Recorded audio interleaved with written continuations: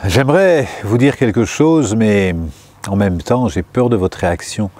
J'ai peur que ça ne vous plaise pas et j'ai peur que ça vous fasse réagir.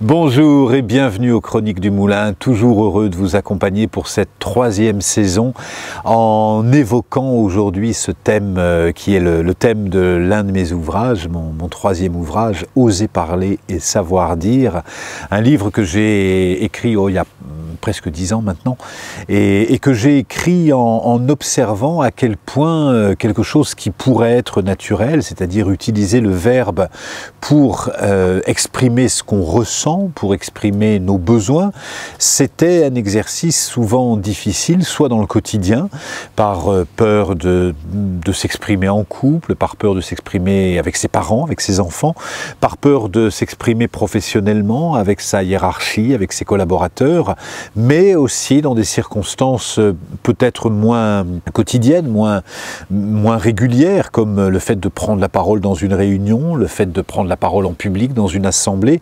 Et c'est autant de moments qui nous invitent en fait à nous connecter sur le sentiment d'illégitimité. Je vais parler de ça, mais est-ce que je suis la personne la plus compétente pour en parler? Qu'est-ce que les gens, etc. Et sur la peur simplement de la réaction de l'autre. Oser parler, savoir dire, c'est un thème qui me tient particulièrement à cœur. Si j'ai appelé ce livre « Oser parler et savoir dire », c'est que pour certains, ça va être facile en fait. Moi, quand j'ai quelque chose à dire, je le dis, l'autre n'est pas content, tant pis pour lui, il se tire, tant mieux pour lui. Il y en a d'autres qui attendent à la porte, donc très connectés à leur capacité à oser parler, mais sans être suffisamment diplomate. Et d'autres vont au contraire être tellement diplomate, trouver les mots pour ne pas blesser, trouver les mots pour ne pas offusquer l'autre. Et dans cette consensus, dans ce compromis de la parole, il y a un moment où on va se couper de ce que profondément on a envie de dire. Et oser parler et savoir dire, j'ai souvent dans ces vidéos parlé de la croix du comportement, mais j'en reparle encore aujourd'hui avec l'axe vertical, l'axe horizontal, parce que c'est une base de mon enseignement à la voix de l'acte. L'axe vertical, notre capacité à nous relier à nous, à notre axe, à nos besoins, à nos fondamentaux. L'axe horizontal, notre capacité à nous relier à l'autre, notre empathie, notre capacité à décrypter son non-verbal, etc. Et une croix est équilibrée quand elle représente 3/5 en vertical et 2/5 en horizontal. 3/5 en vertical pour être en lien avec ce que je ressens, avec mes émotions, avec mes sentiments, et 2/5 avec l'axe horizontal, ma capacité à m'adresser à l'autre en maintenant un regard direct, regarder l'autre, s'adresser à l'autre en le regardant dans les yeux, en étant en même temps en lien avec ce qu'il entend, avec ce qu'il écoute, avec la capacité à restaurer le lien par quelques questions. Ça va, tu suis, c'est ok, tu entends ce que je dis, etc. Ce sont des phrases clés qui permettent de renforcer l'axe horizontal. Avant d'oser parler, il va y avoir oser s'écouter, oser sentir, prendre le temps de savoir quand quelque chose me contrarie, d'être à l'écoute de mes besoins. Et là, je vais en fait, comme un axe vertical va m'amener à écouter toutes les facettes de moi-même. Si par exemple, je suis en colère parce qu'il m'a mangé mon goûter, je vais bien sûr exprimer la colère, mais exprimer ma colère, ça ne me suffit pas si je ne descends pas plus loin, si je ne descends pas plus loin dans l'expression de mes besoins. Il m'a mangé mon goûter, qu'est-ce que ça fait? Qu'est-ce que ça vient solliciter comme besoin? Est-ce que c'est le fait que j'ai vraiment faim et je m'inquiète du fait de ne pas savoir quoi manger? Est-ce que c'est que je me sens pas respecté? Est-ce que c'est une question de territoire?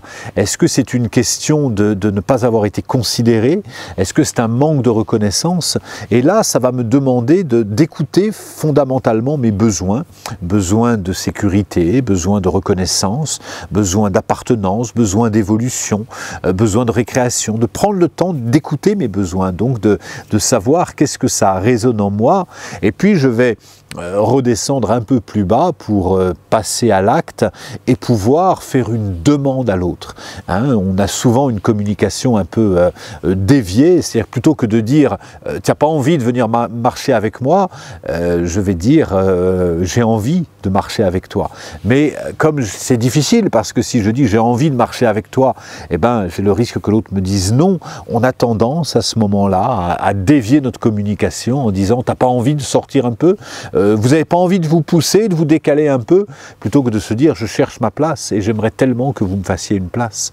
Mais oser parler, c'est déjà oser s'écouter, oser prendre le temps de mieux se connaître, de mieux dialoguer avec soi-même. Et plus on dialogue avec soi, plus on identifie nos sentiments, plus on identifie nos émotions, plus on identifie nos besoins, et plus on est capable de formuler des demandes, plus ça va être facile de savoir dire et de trouver les mots justes pour exprimer nos pensées. Parce que je crois que dans les trésors qui nous sont donnés ou qui nous sont donnés à acquérir, la parole est vraiment un trésor clé. Voilà ce qu'il en est par rapport à oser parler, savoir dire. Je fais le lien. Je le fais assez peu dans les chroniques du Moulin, mais je fais le lien. Si vous voulez en savoir plus, vous pourrez en savoir plus par ce livre, Oser parler, savoir dire, et par cette formation que j'anime aussi, Oser parler et savoir dire, une formation en ligne et une formation en présentiel, parce que je crois que, quoi qu'il arrive, notre capacité à nous exprimer dans notre vie professionnelle, dans notre vie amoureuse, dans notre vie familiale, c'est le plus grand cadeau qui nous est donné.